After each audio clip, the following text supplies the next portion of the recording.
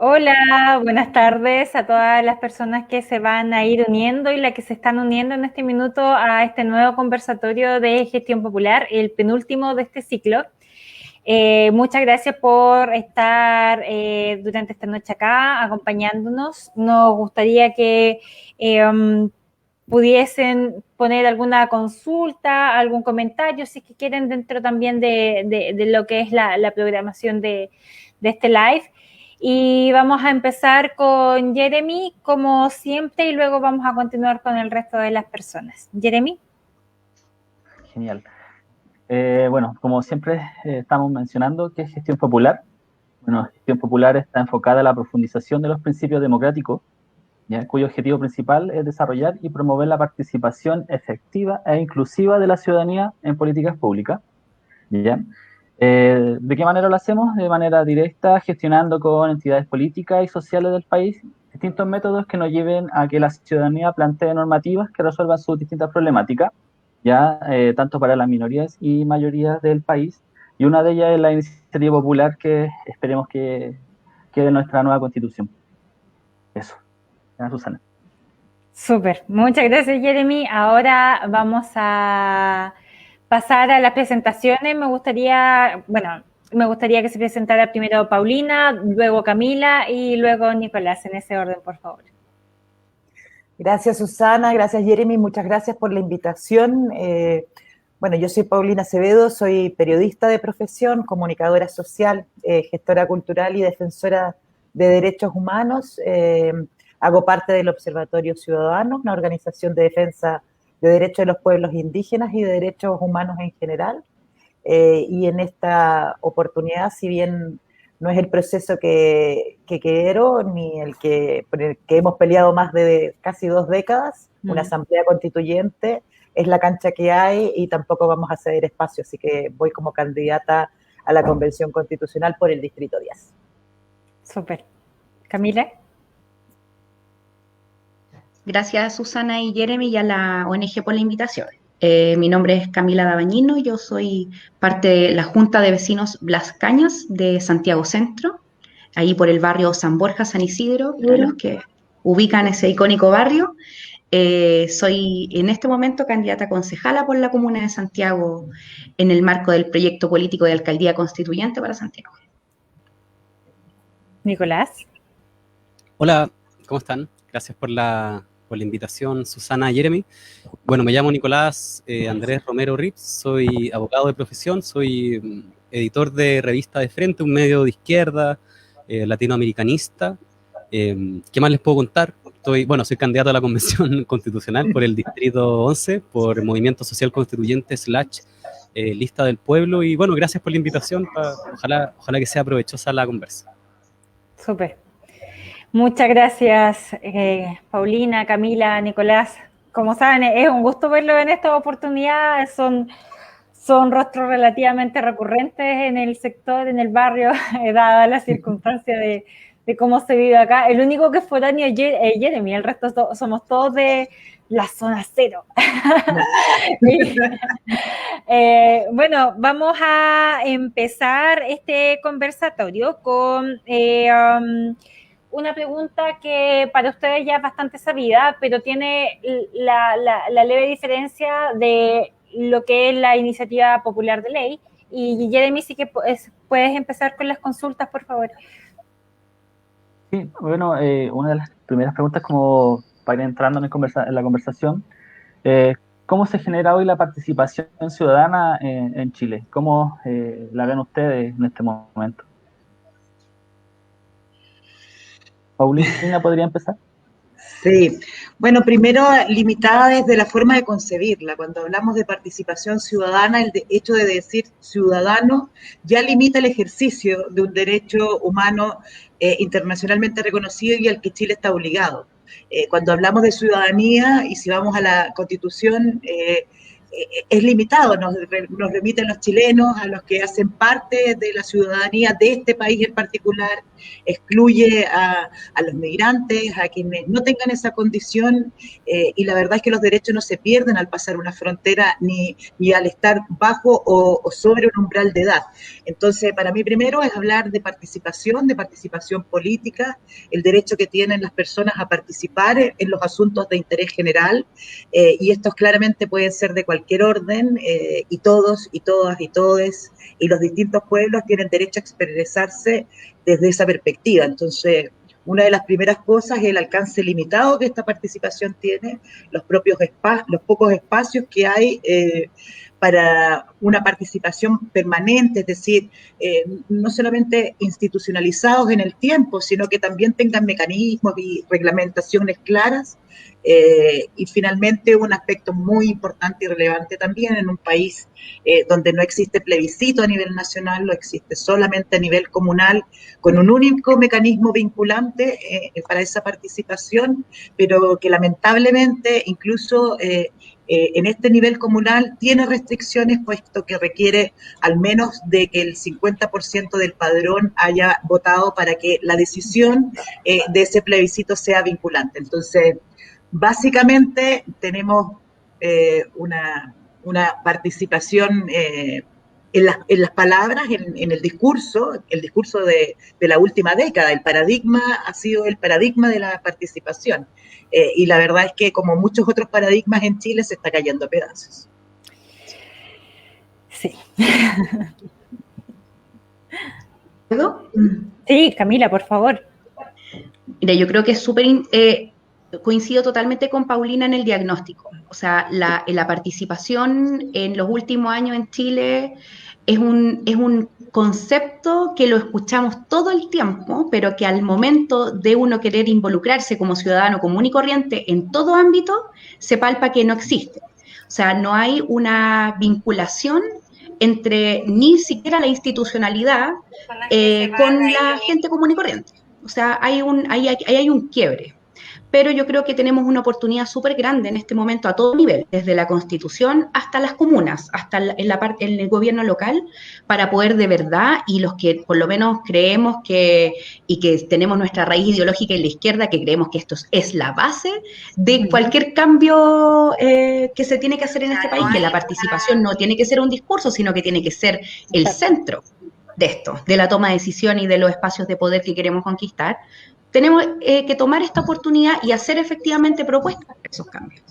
O sea, la participación en Chile ahora, los espacios de participación han cambiado totalmente. No nos podemos quedar solo en lo institucional, solamente en pescar a los que tienen personalidad jurídica, por decirlo de alguna manera.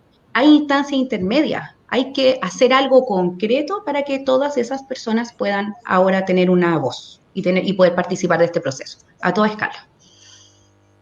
Muchas gracias, Camila. Nicolás. Gracias, compa. Estaba en la línea de lo que Paulina planteaba al principio.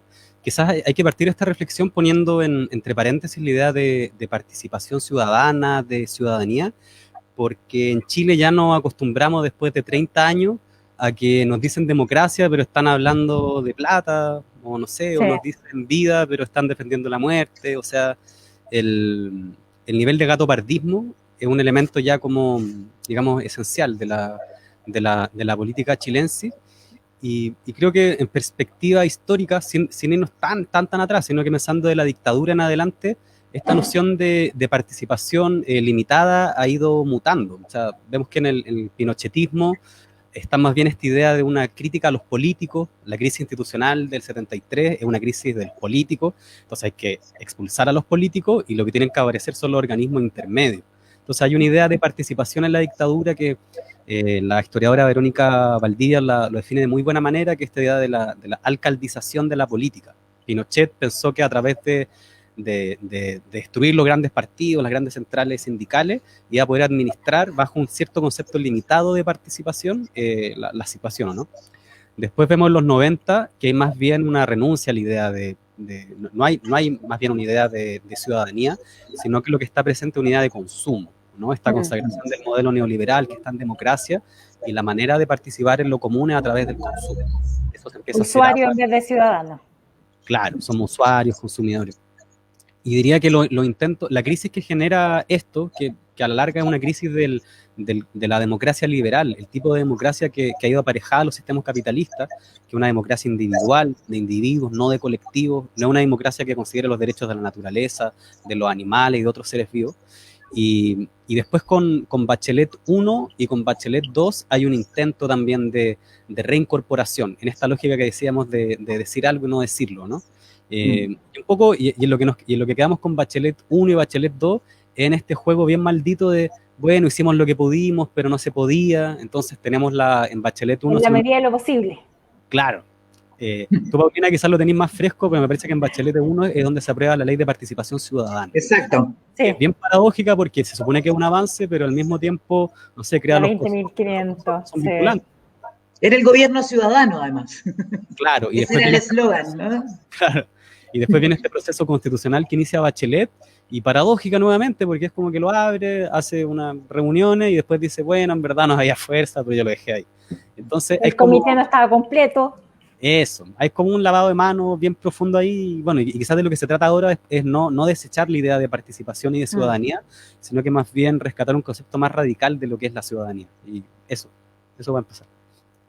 Exacto, como decía Camila y como decían Paulina y también muy bien Nicolás, el tema de la participación ciudadana es súper laxo en Chile y a pesar de que tenemos algunos mecanismos, esos mecanismos no son bien utilizados porque simplemente hay un desconocimiento de parte de la población, o sea, y eso antecede un poco a la pregunta que les vamos a hacer ahora.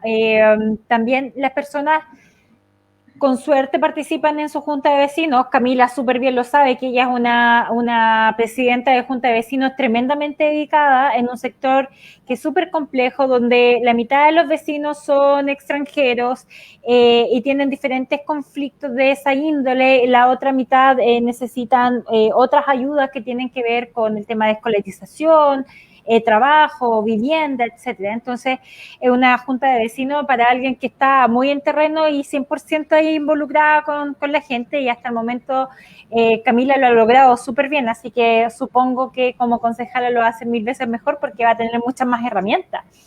Y también es súper importante el poder reflejar esto porque las personas no participan en sus condominios, no participan en sus escuelas o colegios. Todos los papás queremos arrancar del tema de la directiva del curso.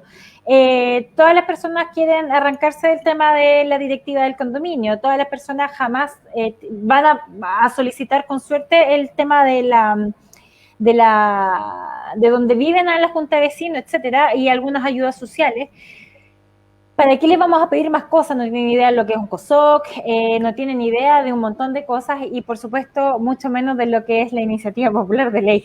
Es casi un tema tabú, una cuestión que está como más allá en el horizonte en algunos países desarrollados como Islandia, etcétera, pero acá en Chile no, porque ¿cómo? Entonces, Jeremy, ¿podrías continuar con las consultas, por favor? Sí, bueno, profundizando un poquito más en esto de la participación ciudadana, ya que usted está en un proceso de campaña, quisiera saber qué le dicen en la misma ciudadanía, la misma gente qué les propone, qué cosas dicen que están mal, expláyense en esos términos, y qué cosas también. Camila, ¿dentro de lo que es participación o en general? En general. Yeah. Bueno, yo creo que es una de las cosas y tiene que ver con participación. Yo creo que aquí hay dos al menos esferas, una colectiva e individual a la vez, ¿no? La participación en tanto persona, pero también a participar como decía Susana, o en una junta de vecinos o cualquier otro espacio. Y eso habla también, o nos lleva más bien al hecho de ser escuchados, ¿no? Entonces, al no haber los espacios de participación, la gente también siente que no está siendo escuchada, ¿no?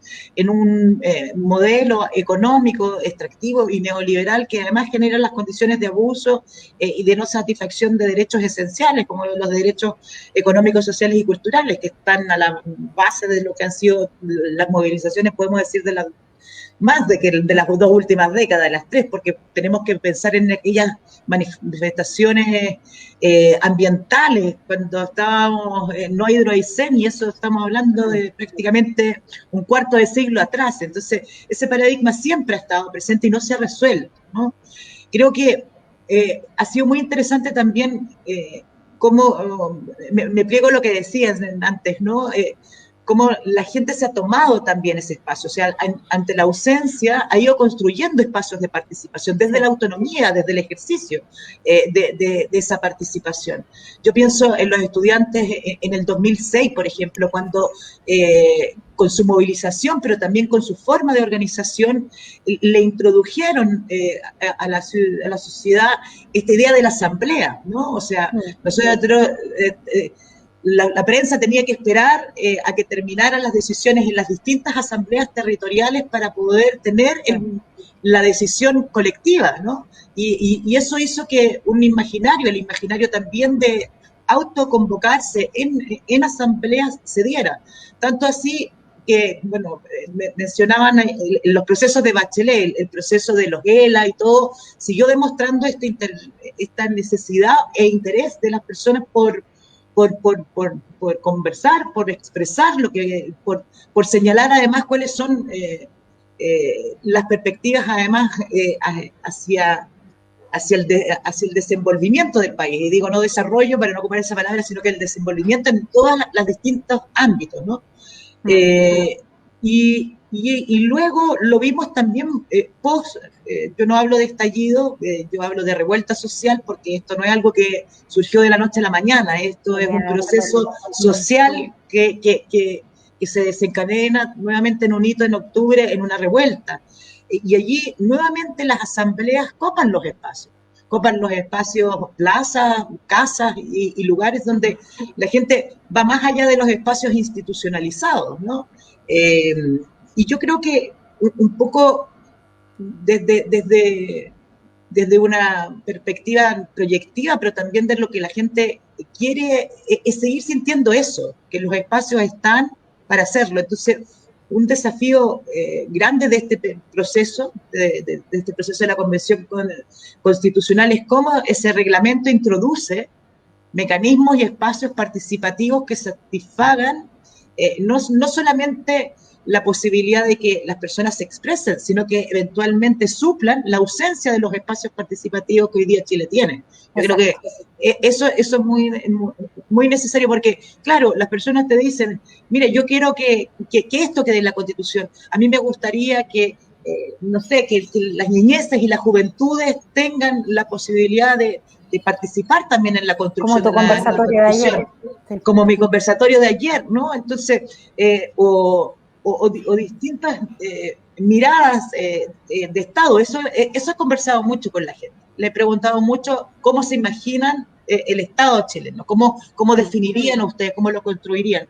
Y la verdad es que lo que más uno nota finalmente es esa posibilidad, y es lo que yo quiero hacer, además con mi candidatura, de ser más bien un canal, ¿no? Un canal para aquellas expresiones que hoy día no tienen una voz. Entonces, te diría que eso, no hay puntos en generales, cada persona es una dimensión, pero la dimensión que todos tienen, o la sensación que todos tienen, es de que no hay espacios para poder expresar lo que se quiere, ¿no? O sea, cualquier cosa que uno expresa, y si uno tiene alguna necesidad o hace alguna solicitud en el sindicato o en el trabajo o en la población o no sé, en la misma universidad o en los colegios, uno siempre pasa a ser comunista.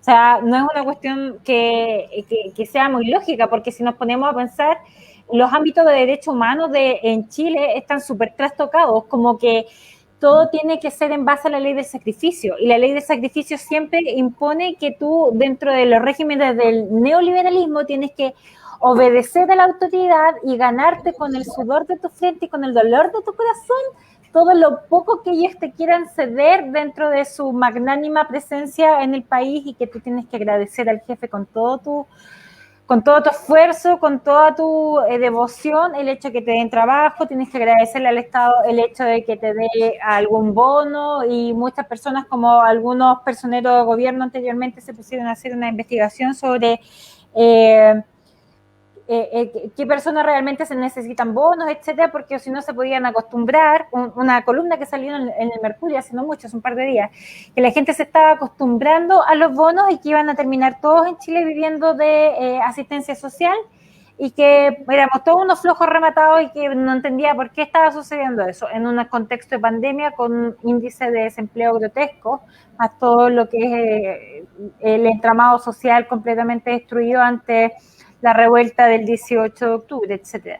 Entonces, esas son cosas que en nuestro país no tienen mucha coherencia, que hay una especie de creencia casi demoníaca con respecto a la participación, de que las personas que opinan, sienten y ven en los espacios comunes un aporte a la sociedad para poder innovar, para mejorar, son completamente perseguidos como si esto fuese una especie de inquisición. Me gustaría saber qué piensas tú con respecto a ese tema en específico, Camila, ya que tú eres testigo básicamente de lo que sucede en un sector que está súper polarizado y que está en el marco de tu junta de vecinos, que te toca ver las opiniones y las visiones de todo tipo de vecinos, y también donde te ha tocado participar en las asambleas que se han levantado de manera voluntaria por los vecinos. Gracias, Susana. Yo creo que una de las cosas que siempre hemos tratado de relevar, porque aquí en la Junta de Vecinos somos un conjunto de gente, hay una directiva, hay vecinos que participan de forma voluntaria también, y eso hay que relevarlo, porque siempre tenemos este vicio del presidencialismo, como que el presidente de lo que sea, del presidente de curso hasta el presidente de la República, es como la figura que toma las decisiones, y eso tenemos que sacarlo de nuestras cabezas. El presidencialismo lo tenemos súper arraigado. De la ONG. Es una cosa súper loca que nos pasa. Y bueno, yo creo que una de las cosas que siempre hemos planteado es a toda la gente y en todo nivel, o sea, en la Junta de Vecinos, también en nuestros trabajos, en nuestras mismas familias incluso, el participar, el conversar, el cuestionar es también hacer política. Y yo creo que todos tenemos el deber, todos los que queremos también ser representantes de alguna comunidad, el deber de reivindicar la política, de hacer, de que las personas sepan que esto que estamos haciendo también es hacer política. Porque el descrédito a la institucionalidad política y a la élite política es gigante y tiene méritos para tenerlo. O sea, ¿para qué vamos a hablar de todo lo que se ha hecho mal si el diagnóstico lo tenemos más o menos claro y sabemos por qué ha pasado lo que ha pasado? Pero tenemos también el deber, yo creo que, de dar vuelta al concepto y decir, mira, nosotros que venimos de un barrio, que venimos de una asamblea, que venimos de un sindicato, que tenemos opinión, queremos dialogar de ciertos temas, queremos resolver otros, eso también es hacer política. Y no tiene que ser mal visto. Y es algo que en la Junta de Vecinos tratamos de conversarle a la gente. Mire, esto que estamos haciendo, este diálogo que estamos teniendo, el entregar una carta al alcalde o el hacer un reclamo a una empresa privada que quiere construir un edificio gigante al lado de nosotros, eso también es político.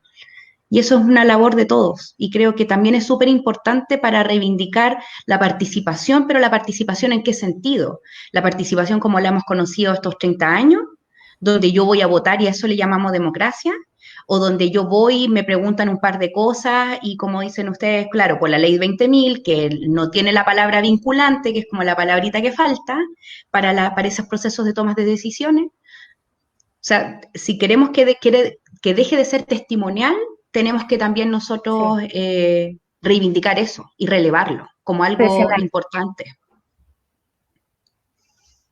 ¿Jeremy?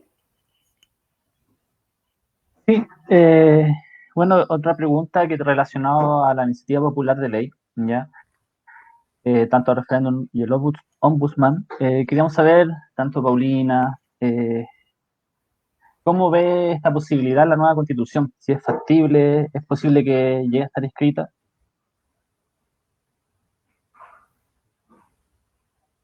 ¿Nicolás? ¿O Paulina? La Pauli no se escucha. No. Ahí.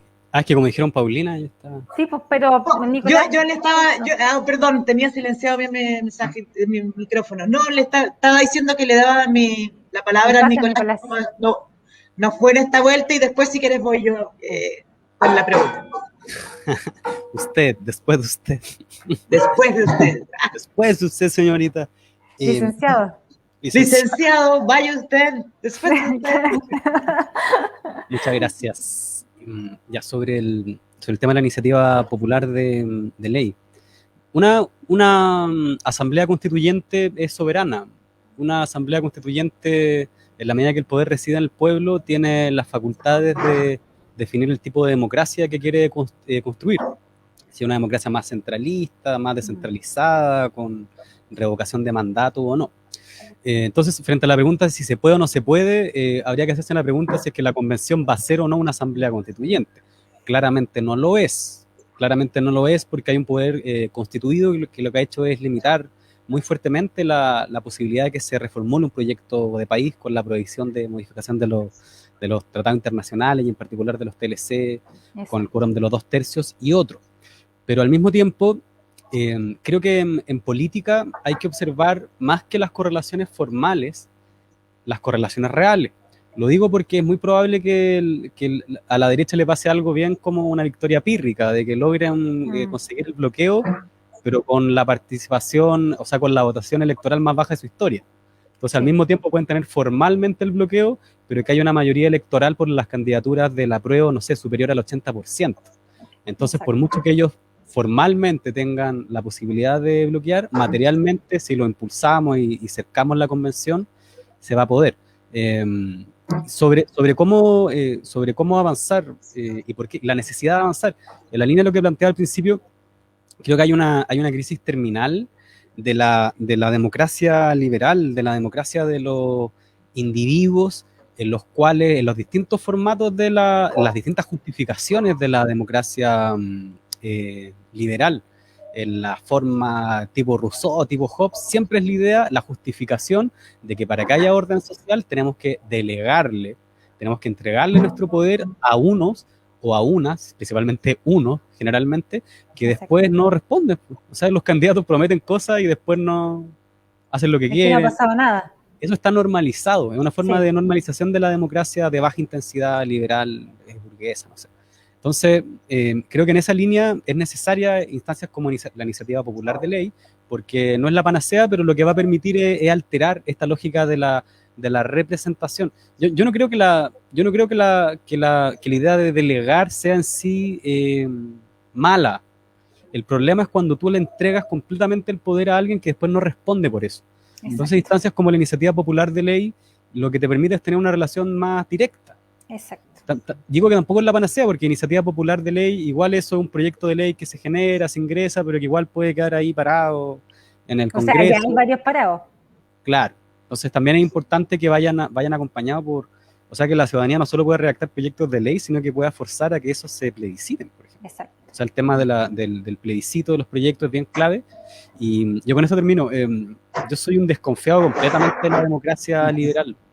A mí el Parlamento no sé, o sea, a mí esta discusión de que si tenemos que ser presidencialistas o no, el Parlamento unicameral o no, por mí lo menor Parlamento que haya, que sean uno, que sean pocos, que les paguen poco y que tengan poca atribución. Y ojalá que haya muchas atribuciones a nivel de los gobiernos locales. Por ejemplo, yo soy partidario de que, ¿y por qué no en la ley de presupuesto participan los alcaldes y las alcaldesas y que a su vez tengan que definir prioridades con sus comunidades de manera vinculante? No sé.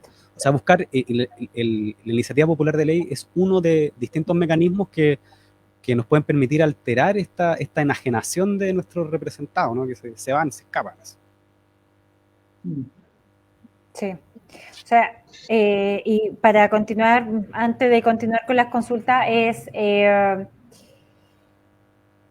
es tremendamente necesario que las personas en nuestro país, y por eso nosotros nos hemos preocupado por generar este tipo de instancias, sepan o entiendan que existen estos mecanismos que ciertamente tienen sus dificultades, pero que son mucho menos, son mucho más democráticos y mucho menos odiosos que los pocos mecanismos que existen hoy en día, porque la participación ciudadana en Chile está prácticamente limitada a el que tú pertenezcas a una ONG o que seas una persona de la televisión que pueda llegar a generar algún tipo de iniciativa que se convierta en alguna normativa o algo por el estilo. Y eso no puede ser los caminos. O sea, somos un país con muy pocas personas y como muy bien mencionabas, Nicolás, está súper mal repartido el proceso de decisión.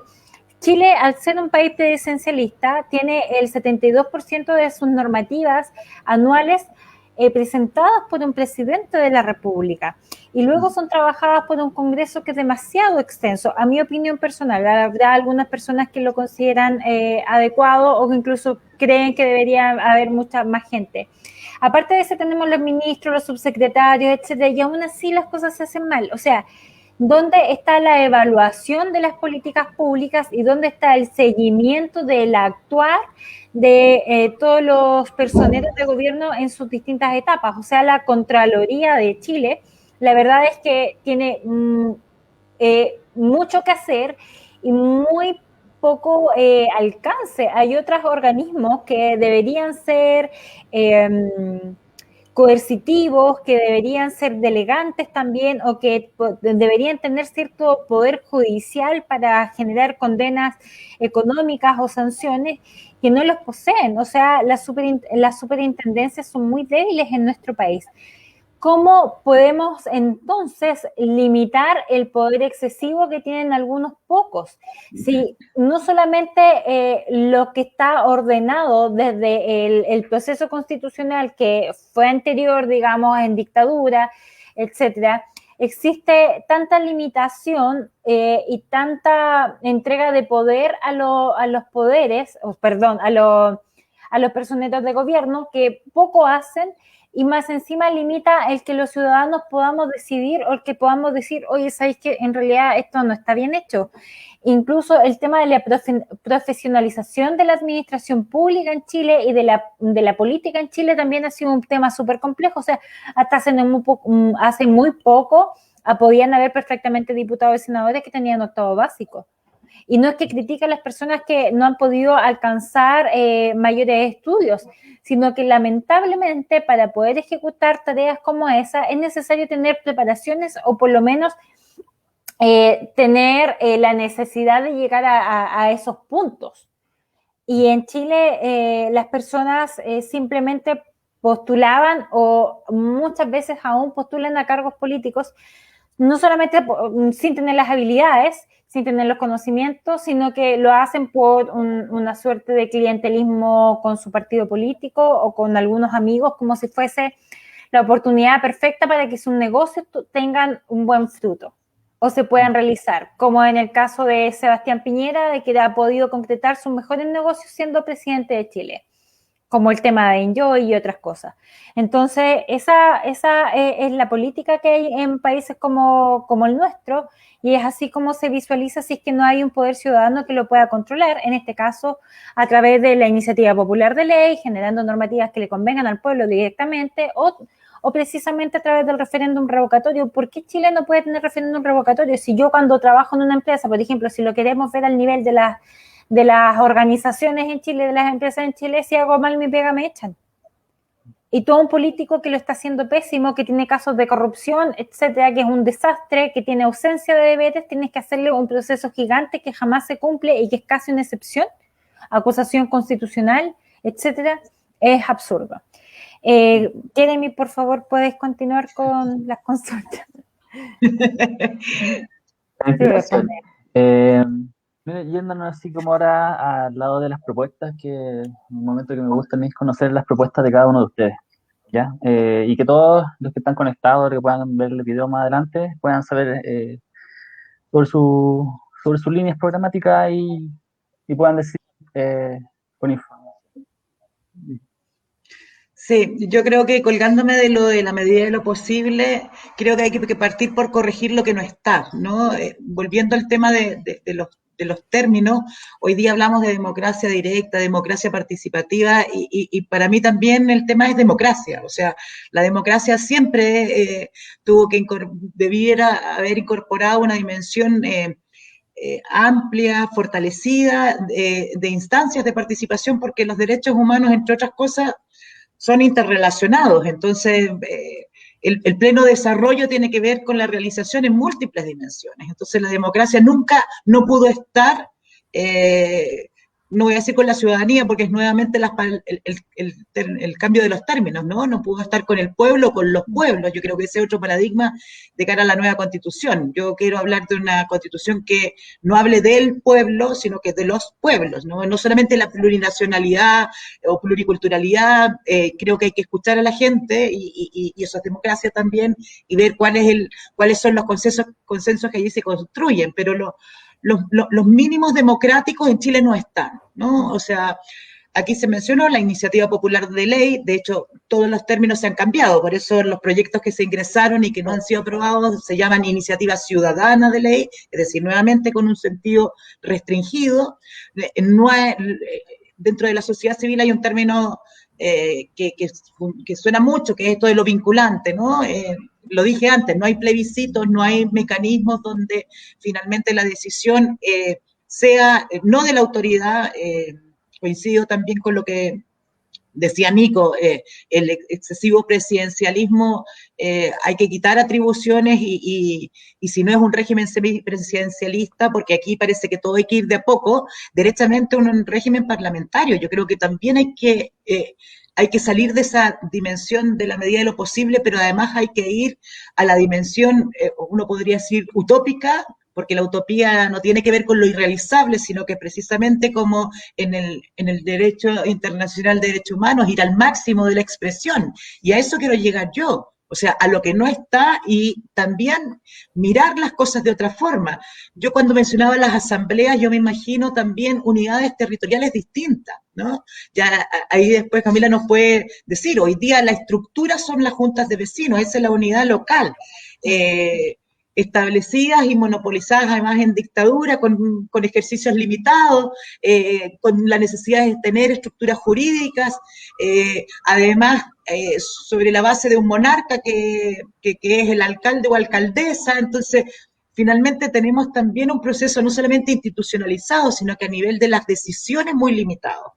Entonces a mí me gustaría, dentro de también del ejercicio de libre determinarse, que no solamente está en los pueblos indígenas, sino que en el pueblo, esta noción de que sean reconocidas las formas de organización que se están hoy día adoptando. Entonces, ¿por qué no dejar atrás el concepto de la junta de vecinos e ir a otras formas de unidad territorial y que desde allí surjan las decisiones, ¿no?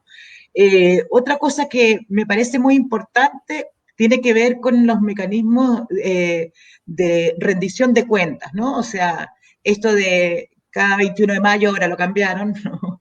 Un discurso que no tiene ninguna posibilidad de ser contrarrestado, más bien un checklist, como solemos decir, y ni siquiera eso, porque es más bien un espacio para propagandear figuras o situaciones que se quieren realizar, pero no hay una rendición de cuentas efectiva, ¿no? Que tiene que ver no solamente con dar cuenta de lo que se ha hecho, sino que también una cuenta administrativa, una cuenta contable, etcétera, ¿no? Y eso no existe. Lo que tú decías de la revocatoria de mandatos, yo cuando escucho que dicen, no sé, que los gobiernos de Evo, los gobiernos de Chávez, por favor, ahí hay revocatoria de mandato incluso a nivel presidencial, tanto es así que hubo revocatoria para cada uno de ellos y fueron ratificados a partir de un plebiscito. Entonces, estamos al debe en los mínimos que ya esta evolución de la forma de mirar la democracia, como digo, poniéndole estos apellidos para de alguna manera incorporar las dimensiones que los tipos o el concepto de democracia tenía, ¿no?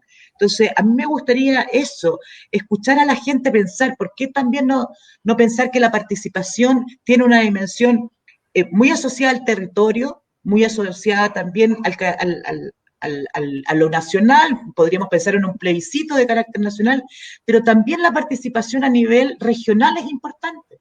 Yo fui elegida, por ejemplo, como representante para el Foro de Participación Ciudadana de UNASUR, compuesto por organizaciones sociales, organizaciones no gubernamentales y de base, y resulta que ese proceso fue interrumpido, y es un proceso que tenía un espacio para que esas expresiones pudiéramos pensar también la integración regional, ¿no? Entonces yo creo que la participación incluso va más allá del territorio nacional y esa dimensión es la que deberíamos pensar en una constitución.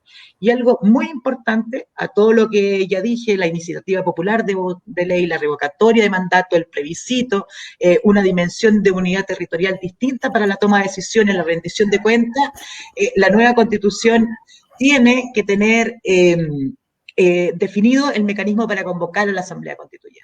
Como decía Nicolás, este no es el proceso, este es un proceso institucionalizado. Yo tenía muchas reticencias, me imagino que también como Nico y muchos otros y otras, en este proceso de participar o no participar.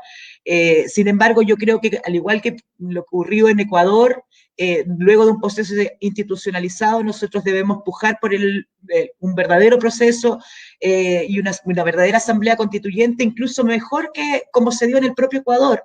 Y si nosotros logramos definir, y para eso es muy importante los 2/3, por eso yo estoy procurando ir a la convención y que muchos, ojalá independientes y personas que tengan una visión así más amplia, de que se puede avanzar, de que es importante retroexcavadora, como lo decía en el conversatorio de ayer, saltarnos las barreras, o sea, ir más allá de lo posible, porque hemos vivido 3 décadas limitados en la visión. Es tanta la forma de limitarse, ¿no?, que incluso la educación cívica. Por eso es muy importante lo que estamos haciendo acá.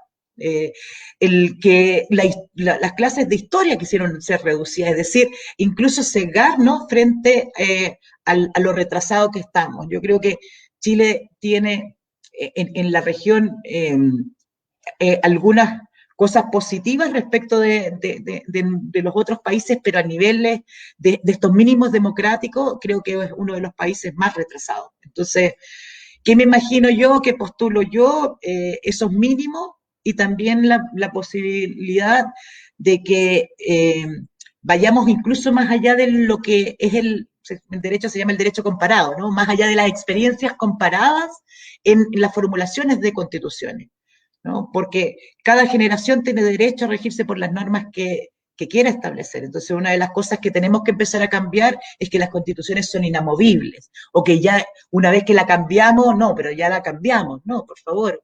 Si hay que cambiarla cada década porque es necesario hacer cambios a la Constitución, tenemos que hacerlo. Creo que ese dinamismo es a lo que yo quiero invitar un poco a ese ejercicio de derechos y ¿por qué no?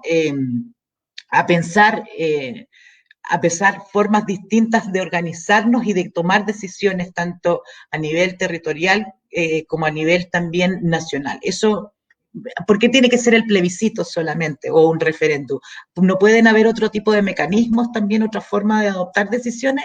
No sé, creo que llegó el momento de inventar. Yo al menos soy una utópica, soñadora, maximalista, que creo que todo es posible mientras lo tengamos en el corazón, en la convicción y lo llevemos adelante.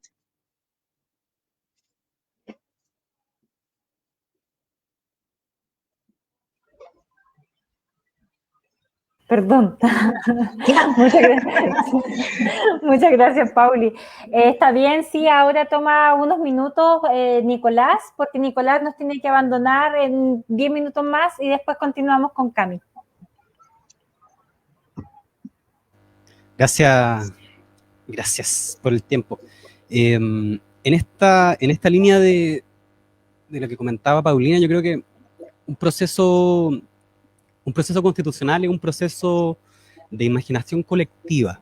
El derecho de la naturaleza o los derechos de la madre tierra como consagración constitucional de una constitución, no sé, moderna, no existía antes del proceso de creación de la constitución ecuatoriana. Lo mismo ocurrió en el caso, similar al caso de Bolivia. Y si uno revisa la experiencia venezolana, también hay cuestiones que son innovaciones, que no existían y aparecen, como lo que en Venezuela se conoce como el poder comunal. El poder comunal es un poder estatal del Estado, pero es como un antiestado, porque lo que son las comunas es el reconocimiento que hace la Constitución a que las diversas organizaciones de la sociedad civil, sean clubes deportivos, grupos de barrio, etcétera, puedan ir organizándose territorialmente como comunas, incluso sin respetar la división que el Estado tiene. A mí me tocó estar en Venezuela, estuve en una comuna, una zona rural, la comuna del Maizal, que les mando un saludo si nos están viendo por ahí, y que es una comuna que en plena guerra económica que le estaban haciendo a Venezuela producen alimentación. Y la forma territorial de la comuna del Maizal estaba tanto en el estado de Lara y de Portuguesa. ¿Por qué se los planteo? El tema de la imaginación y vinculado al tema de la participación ciudadana. Yo en mi candidatura estoy promoviendo la idea de consagrar lo que he llamado el principio pro comunidad. Ahí donde la constitución de Pinochet establece la subsidiariedad, o sea, esta idea de que son siempre los privados, y no son los privados, son los grandes grupos económicos transnacionales, no son las pymes, no, son donde pueden estar, el Estado no tiene que meterse, tiene que subsidiarlo.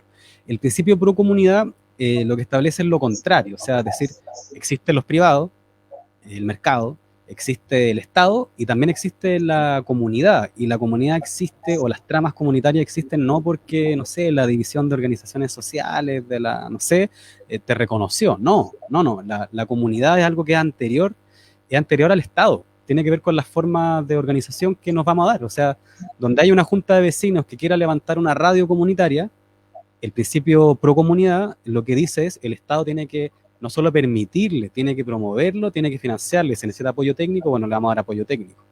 Porque un poco, esto también está presente en el caso boliviano, esta idea de cómo el tránsito de un modelo excluyente, patriarcal, pero que es capitalista, uno no se puede bajar del capitalismo, si el capitalismo no es como un tren, así que uno dice, oye, yo me bajo acá y me voy al socialismo, no, es un proceso a escala global. Y el tipo de participación política que hay en Chile y el tipo de democracia que hay en Chile y el tipo de economía que hay en Chile tiene que ver con una lógica que es global. O sea, somos un país dependiente que le vende cobre a los chinos y a los canadienses. Punto. No somos nada. Y bueno, y lo que se trata de construir un país de verdad, y para construir un país de verdad lo que necesitamos es que la fuerza emane de algún lado.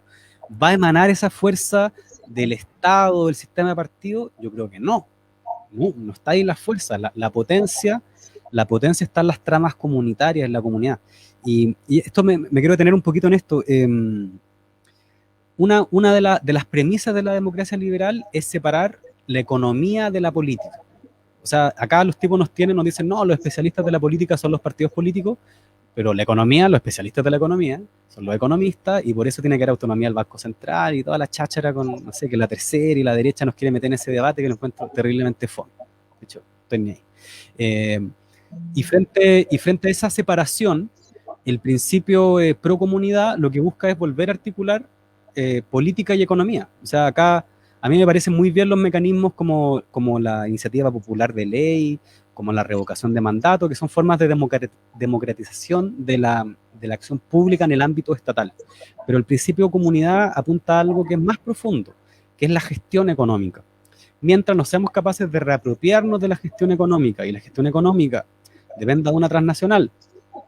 Miren, más en concreto, estuve el sábado en una feria en Peñalolén, donde vivo, pues, me pasé harto por feria.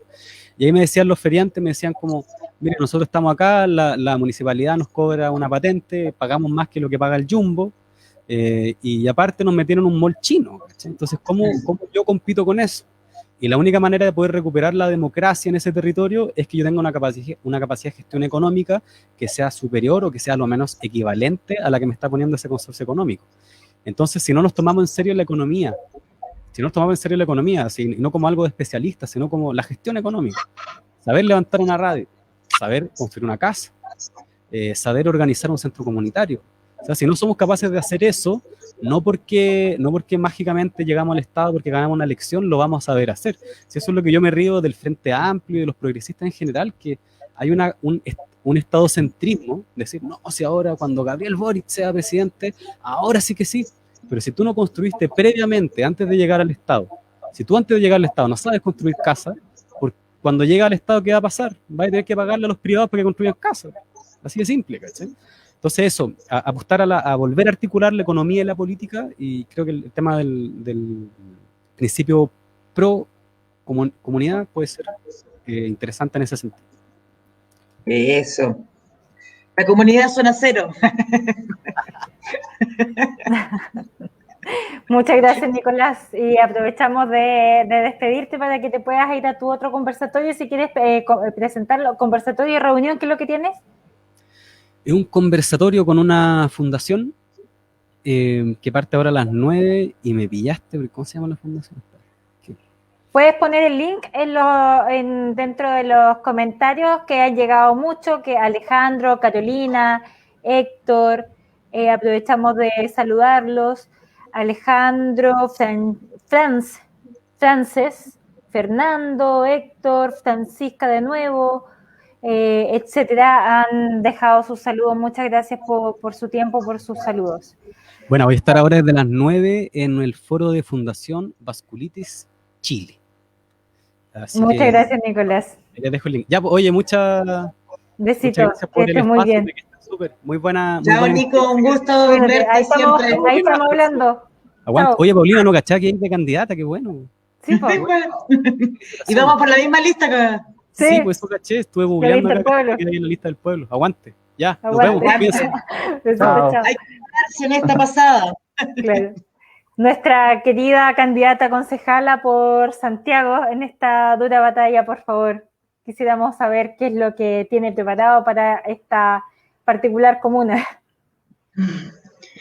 Bueno, yo creo que el centro de la conversación y de este diálogo ha estado como bien en lo macro, creo yo, en lo que tiene que ver con el proceso constituyente en sí, con la institucionalidad, cómo se ha llevado a cabo, en el fondo, estos mecanismos democráticos, entre comillas, o no, en los últimos años.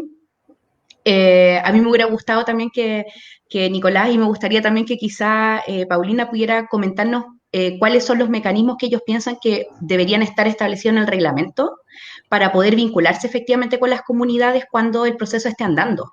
O sea, ¿cómo se va a dar ese vínculo finalmente entre la convención y los vecinos y vecinas de todo Chile? Sería súper bueno también saber qué proponen en ese sentido.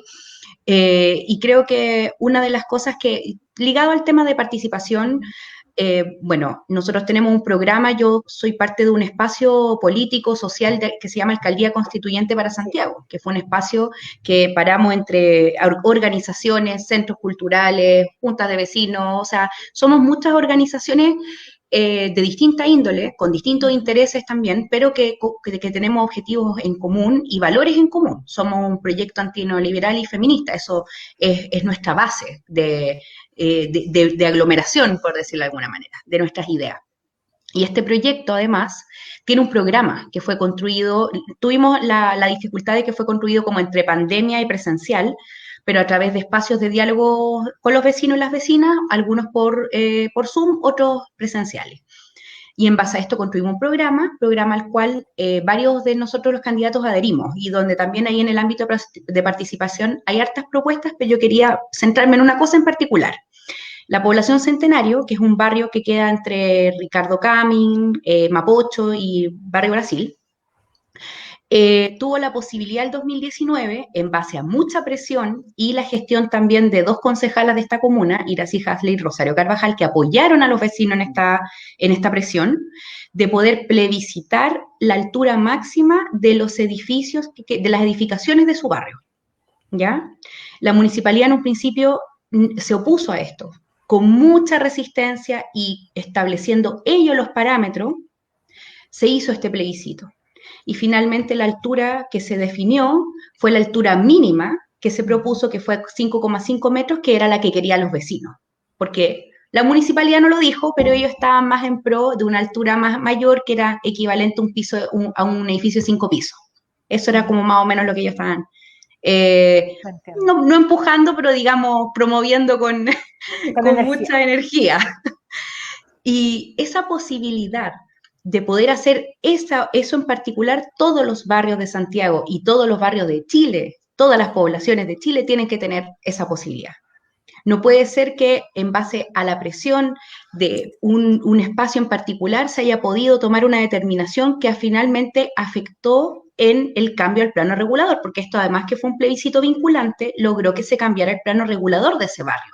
O sea, los vecinos lograron algo inédito, y yo creo que en muchos lugares de Chile, no solamente en la comuna de Santiago.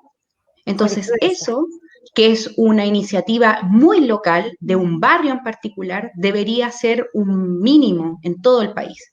todos deberíamos tener esa posibilidad de incidir realmente en cómo se regula nuestro territorio. Exacto. Sí.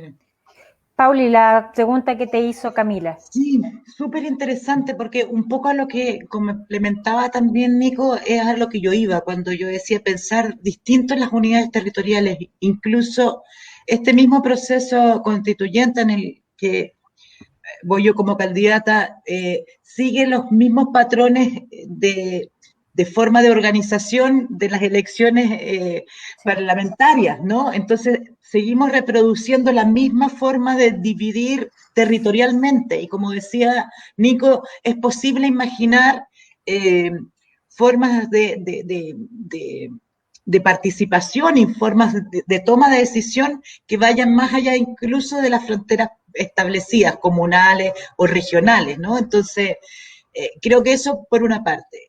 En la pregunta, incluso, para mí deberían haber ido separadas estas elecciones. Creo que sí, por el tema de la economía electoral y cuando pedíamos la cuarta urna no nos dijeron que sí. Hablábamos también, ¿no? Para economía electoral que usáramos una cuarta urna para plebiscitar en la Asamblea Constituyente. No nos escucharon, el proyecto quedó ingresado. Pues bien, en esta oportunidad si hubiéramos tenido la discusión en torno a las elecciones municipales y las de gobernadores regionales que por primera vez van a ser elegidos, hubiéramos tenido una discusión desde los territorios, desde esas unidades, hubiera sido muy interesante y hubiéramos tenido el proceso constituyente por otra y esa posibilidad de imaginar, ¿no? En la línea de lo que decía Nico y lo que yo venía sosteniendo también, de ir a romper el paradigma, a pensar, a recuperar esos espacios para imaginarnos el Chile que queremos, ¿no? Entonces, una gran cosa a resolver con el reglamento, y aquí voy a tu pregunta, Camila, es cómo generamos la unidad entre este proceso nacional y esas unidades territoriales. Y ahí yo creo que una de las cosas que va a parecer extraña la comparación, ¿no? Pero así como el COVID nos ha demostrado que tenemos un ejercicio en cuanto a la vacunación, y es algo que parece que hacemos bien, en cuanto a las discusiones, tanto estas asambleas autodeterminadas, autoconvocadas, como yo decía, como los procesos institucionalizados han ayudado a generar esa forma de sentarnos a poder debatir y tomar decisiones, ¿no? Entonces, para mí, creo que esas formas de organizarse deben estar reconocidas en el reglamento. O sea, me gustaría que hubiesen no solamente espacios de escucha en el momento de las deliberaciones al interior de la convención, sino que espacios formales establecidos bajo el criterio o la noción de asamblea y que estuvieran relacionadas con los municipios. Exacto. Y con las gobernaciones territoriales. Sí, el segundo proceso del que hablaba Nico, de Lela, que también fue un ensayo metodológico, que comentó hasta la OCDE y todo, tenía primero los espacios locales, ¿verdad?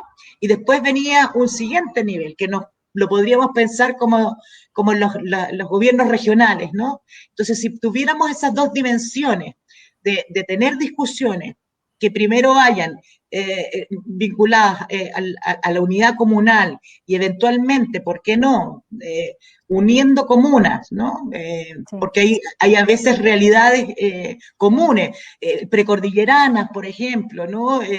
Comunas costeras, o sea, tenemos factores de unión que facilitan y mejoran la conversación también, el diálogo. Entonces, a mí me gustaría, y yo sería partidaria por mecanismos establecidos, permanentes y vinculantes que acompañaran todo el proceso de discusión de la convención, que tuvieran este relacionamiento, digamos que pudiéramos articularnos con los municipios para poder ser el vaso comunicante, ¿no? Entre las asambleas y la convención, independiente de que cada ciudadano lo pueda tener en forma directa también. Y luego pasar a una decisión de carácter regional. Sería muy orientador para la convención y creo que eso iría en la línea de lo que yo aspiro y espero, que es que la gente pueda sentirse escuchada y que efectivamente nosotros tengamos un mandato como convencionales. Porque yo hoy día te puedo decir lo que yo pienso, pero lo que yo pienso es una unidad. Y una constitución, al menos como yo quiero que se construya, debiera ser ese sueño colectivo. Muchas gracias, Paulina. Camila, ¿quieres agregar algo para ya despedirnos? En realidad, bueno, agradezco a Paulina por contestar la pregunta. Yo creo que tenemos que todos también educarnos y educar sobre lo importante que es el reglamento de la convención y lo relevante que también va a ser ese reglamento para generar ahí mecanismos de participación súper concretos, de cómo nos vamos a involucrar, si las sesiones van a ser abiertas, si van a ser televisadas, si van a poder sesionar en otros lugares de Chile. O sea, todo eso no debemos dejarlo pasar. Creo que de verdad todos tenemos que concientizarnos respecto a esa pelea, que es una pelea, porque aquí este proceso lo vamos a tener que pelear completo. O sea, no está nada ganado de por sí. Ya con los 2/3 ya tenemos una barrera de entrada gigantesca, entonces creo que es labor de todas y todos los que además estamos por impulsar, en este caso, la iniciativa popular de ley o mecanismos de participación, estar súper atentos al reglamento. Y como en lo más local, bueno, invitar a la gente a que conozca el proyecto de alcaldía constituyente. Tenemos un programa en común, hay muchas organizaciones que están participando, levantamos un proceso de primarias de la nada con nuestro puro esfuerzo y creo que vale la pena que los vecinos y las vecinas conozcan una alternativa para Santiago y para las medidas represivas y la forma brutal en que el gobierno local de Alessandria ha influido en las políticas nacionales. Muchas gracias, Cami. Bueno, no sé si, Jeremy, tienes algún comentario final para que ya vayamos cerrando esta magnífica sesión de conversación que hemos tenido. Ya quedamos comunicados. A mí me gustaría solamente agregar algo dentro de la dimensión de la participación, porque no puedo no dejar de decirla. Una de las cosas a las que tenemos que avanzar es garantizar también el ejercicio del derecho a voto a todos aquellos que tienen el derecho de hacerlo. O sea, estoy hablando de el voto de los presos y de las presas sin condena en la cárcel, incluso aquellas que estén condenadas a penas inferiores a 3 años y 1 día. Eso es esencial, eso ya se había logrado en una audiencia, incluso Gendarmería se había allanado a esta votación, como pasa en Argentina, en que los presos votan un número importantísimo, más de 250.000 personas están en esa condición en este momento en las cárceles. Entonces necesitamos que esas voces también sean escuchadas.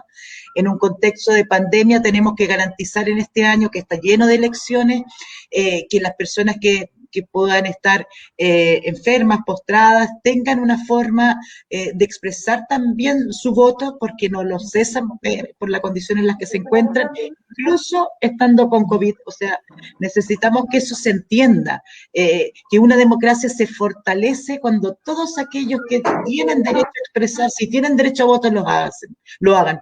Y bueno, y lo dije ayer, y esa también es otra de mis peleas, o luchas más bien de siempre, el voto de los jóvenes menores de 18 años. O sea, eso es esencial en un país donde la transformación ha sido llevada adelante e impulsada por jóvenes. Nosotros, es una constitución esencialmente para ellos, que los va a regir a ellos. Muchos no vamos a existir cuando esa constitución esté en vigencia, entonces no puede ser que ellos no puedan votar. Entonces, una de las cosas que yo quiero en el reglamento también es que esté establecido el voto, al menos para los mayores de 16 años, en el plebiscito ratificatorio de la nueva constitución. Tenemos que seguir avanzando paso a paso, pero es súper importante, y me alegro mucho, Camila, no solamente del espacio que crearon, sino que ojalá y espero que te vaya muy bien en esta elección.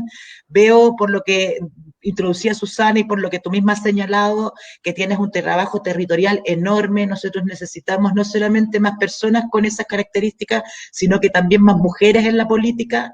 Así que esperemos que este proceso constituyente y este proceso electivo municipal y de gobernaciones regionales, y por qué no una presidencia nuevamente, pero con otras características, no desde los partidos, sino que desde todas las formas de expresión, porque eso es lo que necesitamos, o al menos eso es lo que Chile se merece después de 30 años, ¿no? Después de todo esto. Muchas gracias, Pauli. Muchas gracias, Camila. Ahora, para ir cerrando, muchas gracias por su participación, por su tiempo, por sus palabras, por ser mujeres tan concretas y por tener una vida entera de participación en su territorio y en todos los mecanismos posibles para poder ayudar a que las personas puedan expresar su opinión, puedan ser escuchadas por las autoridades en el país y para poder generar espacios que nos convoquen a todos para poder coincidir en las ideas y en la forma de ver el mundo. Muchas gracias de mi parte, Jeremy. Sí, bueno, ojalá no podamos extender el conversatorio, que siempre quedan como muchas cosas que hablar y hablar de la actualidad, que hoy día pasaron muchas cosas. Bueno, todos los días pasa algo en Chile. Si no pasa algo, hay que preocuparse. Así que eso, un saludo para todos y que les vaya muy bien en la campaña. Gracias, gracias. A recuperar las aguas en el Día Mundial del Agua. Sí, el Día Mundial de las Totalmente. Aguas, en el único país del mundo que tiene las aguas privatizadas, donde hay pueblos en Chile como con Barbalá, la cuarta región entera prácticamente sin agua, con la gente bañándose con una taza de agua al día, yéndola a buscar a kilómetros, etcétera, mientras hay, no sé, empresarios que no van a ser condenados con cárcel ni nada por el estilo, robándose millones de litros de agua al día, dejando a las personas, a los animales y a las comunidades enteras en la sequía. Eso es un asesinato de todas las maneras posibles. Un abrazo, cuídense, muy bien, besitos. Muchas gracias. Besitos, y ya Que nos vaya bien a marzo todas. luego, que llegue el próximo marzo pronto. Chao, cuídense. Chao, Besos. muchas gracias, Chao. muchas gracias. Chao.